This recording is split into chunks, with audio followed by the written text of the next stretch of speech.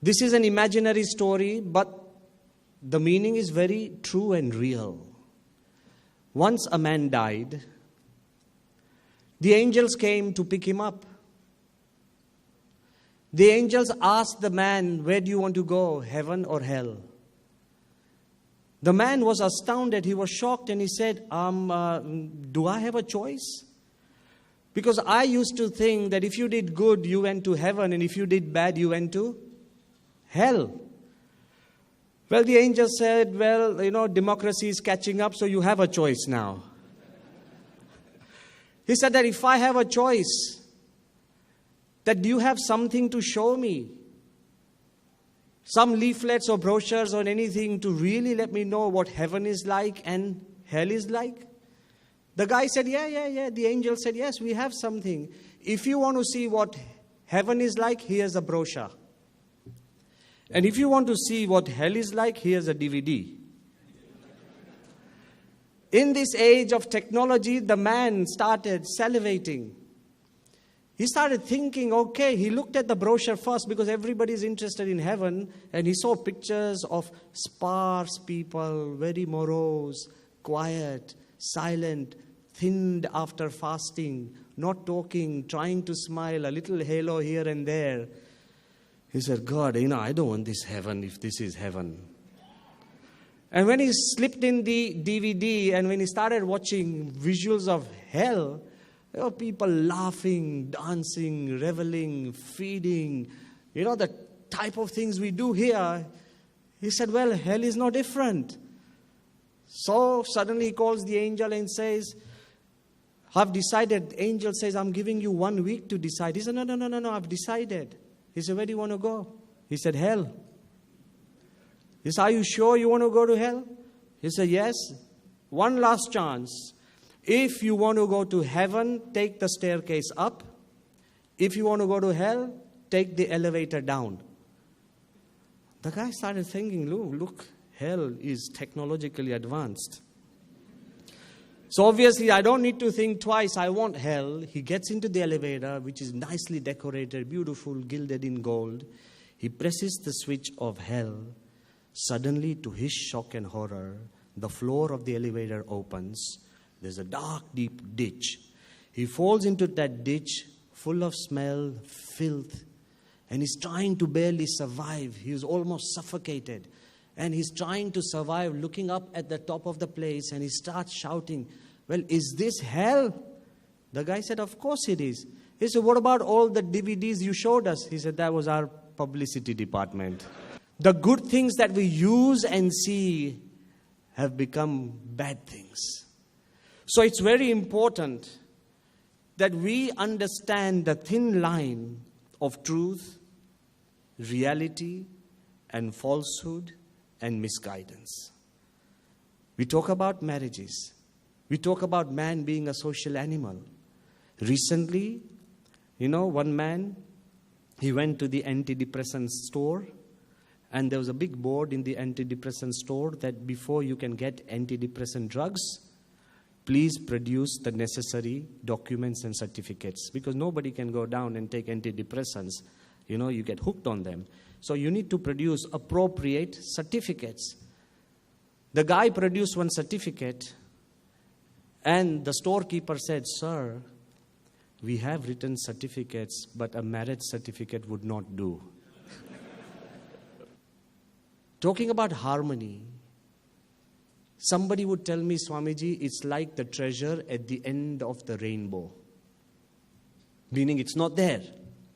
But I've come here to tell all of you that even if it's a treasure at the end of the rainbow, if we together can create a rainbow, it will at least make the skies look more beautiful. Forget about the treasure.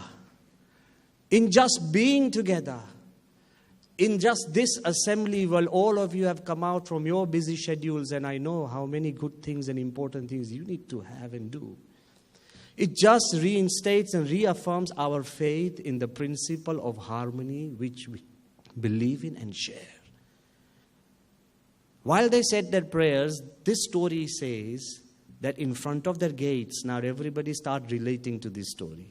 In front of their gates, 5 men appeared, as if from nowhere. One, they were all guests. When they opened the doors and they asked the first guest, he said, I am. He was shining bright. He said, I am success. He was full of glamour and enticing.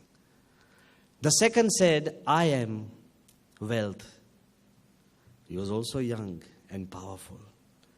So please invite me into your home. The third guest, of course, was health, young, childlike and bubbly. The fourth was happiness.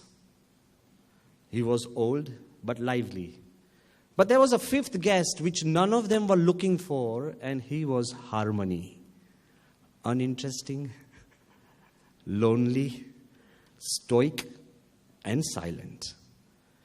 So as all of them said, please, please come in. We have been actually praying for all of you. They said, there's one condition. The condition is we all 5 are at your doorstep, knocking on your door, but we have a problem. Only one can enter your door. So now decide, who do you want? Go home. Discuss with your family. From these 5, which guest do you want to invite for the new year, and that guest will live in your home forever? Obviously, they started debating. One said, we want wealth. And they said, we will have wealth.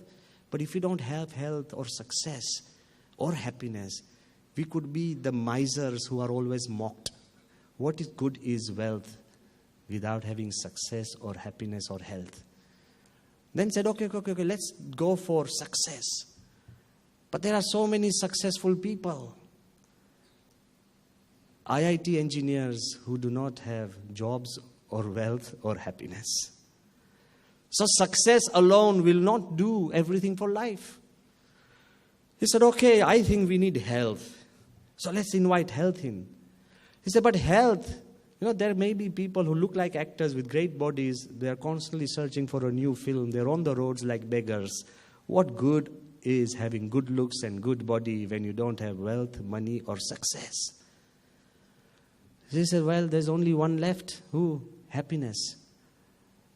But I can give you happiness, but I can also give you cancer, bad health. Would you want that happiness? I can give you happiness without a bank balance. Would you want that? I can give you happiness without success at all, no social standing. You'll say, Swamiji, I don't think there can be happiness without the 3 other friends.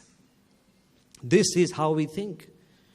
Where all 4 of them kept debating and discussing all night. In the morning they had to decide. Then suddenly they said, we can't decide which one. And they said, there is only the 4th or the 5th one none of us really want. That became a choice by consensus. It was a compromise choice. Because none of us want harmony, we have nothing but we have each other. So let's invite the 5th guy, harmony. And when harmony entered the home, all other 4 followed. When harmony enters your home, then wealth, success, happiness, and health follows. If we understand this, harmony is not just an idea. Harmony is the source of happiness. Harmony sustains happiness. And harmony is the key element that helps you share this happiness.